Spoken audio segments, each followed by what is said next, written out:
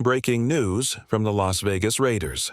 The Raiders have just made a huge move, and it's going to change the course of their future. Quarterback Geno Smith has officially signed an extension, and we need to talk about why this is such a big deal. This contract, it's a game changer. The Raiders made a smart decision that could set them up for success in the coming years. Now, when you look at any NFL team, one of the most important things is the quarterback's contract. It has a massive impact on a team's cap space and overall performance. For the Raiders, locking in Geno Smith for the next 2 years is a fantastic move. According to insider Jordan Schultz, the Raiders and Geno have agreed on a 2-year contract worth $85.5 million, with $66.5 million guaranteed. That's right, Geno is set for a big payday. With this deal, it's clear the Raiders are betting on Geno for the long run. Before we dive deeper, let's talk about the numbers. The $85.5 million covers the next 2 years, but there's more to it. Geno is already under contract for this year, which will count $31 million against the cap. The new extension kicks in for 2026 and 2027, bringing the total value of the deal to $116 million over 3 years. That's a phenomenal contract, and honestly, the Raiders may have come out ahead here. At just $42.75 million per year, they're getting a top-tier quarterback for a price that could be considered a bargain. Before we dive even deeper into the breakdown, make sure you subscribe to the channel, like the video, and don't forget to hit the bell icon so you never miss the latest updates. Let's move on to the exciting details of this deal. Geno Smith's contract is looking like a brilliant move for the Las Vegas Raiders. Let's break it down. For the first year, Geno is already on the books for $31 million, and if we look at the total over the next 3 years, he'll average about $38.3 million annually. What's really interesting is that Geno is making less than some quarterbacks, but this deal puts him in a good spot. In fact, only 15 quarterbacks are getting paid more than him, and here's the kicker. Geno will be making more than Derek Carr, who's currently getting $37.5 million. When you look around the league, you see a lot of quarterbacks with massive contracts that are actually hurting their teams. Take Kirk Cousins, for example. He's getting $45 million but will be on the bench this year. Deshaun Watson is getting $46 million, and there's talk of him being replaced soon. Kyler Murray and Jared Goff are both at $46 million, while Tua Tagovailoa is getting $53 million per year. And don't even get me started on Dak Prescott's $60 million contract. These are all examples of bad value, and you can bet those teams will struggle moving forward. But here's where the Raiders really shine. Teams that lock in quarterbacks like Geno Smith on a deal around $35 to $38 million are in a better position to succeed. Why? Because a lower contract means more money to build the rest of the team. Take Patrick Mahomes, for instance. He's the best quarterback in the NFL, and the Chiefs are always in the Super Bowl. Why?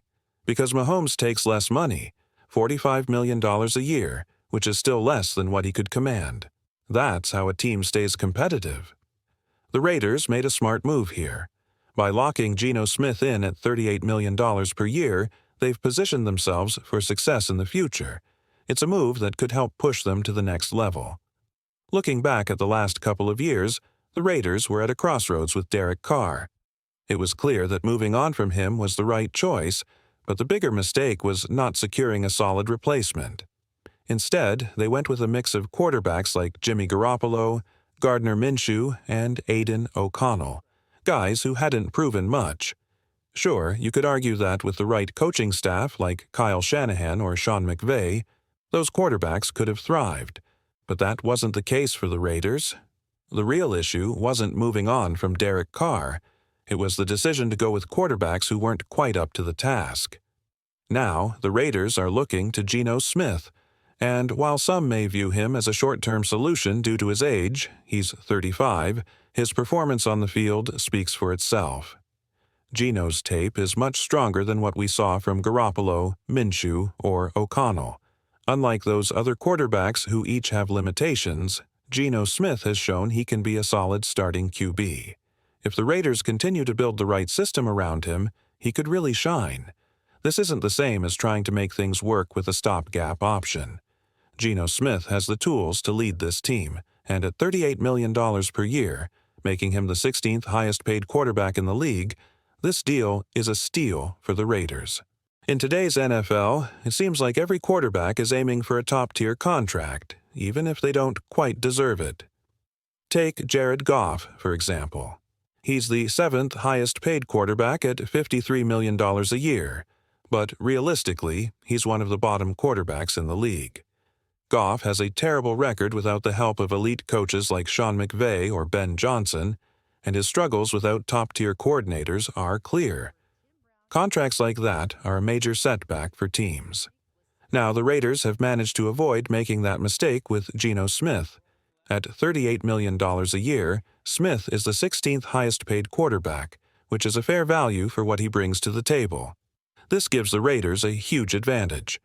With the extra cap space, they can invest in other key positions, like a wide receiver or additional offensive help. Imagine what they could do with an extra $67 million in cap space.